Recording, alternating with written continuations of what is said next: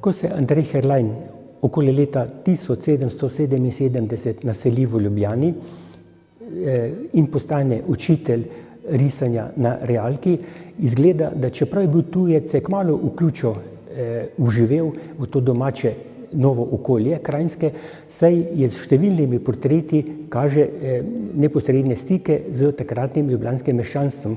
Še zlasti je bil soustanovitelj Filharmonične družbe v Ljubljani in pa potem tudi član strelskega društva. Ne samo član, kasneje napredoval celo do vrhovnega strelskega mojstra in ravno ta njegova družabnost se kaže v njegovih portretih, ki jih je naslikal kar lepo število, zlasti člane tega strelskega društva.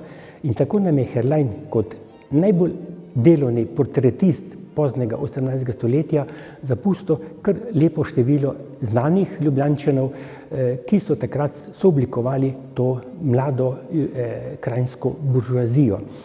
Portreti seveda niso neke vrhunske kakovosti, so pa zgovorni dokumenti časa, osebnosti, noše in z njegovimi deli pravzaprav se napoveduje tisto bogato obdobje portretistike v 19. stoletju, ko v Biedermeierju postane portret glavna tema, glavna zaposlitev slikarjev.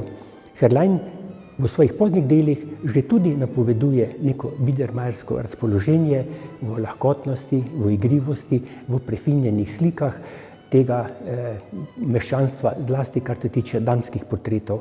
Pomeni mojster, ki je že pripravil bogato 19. stoletje, kar se tiče na polju portretistike.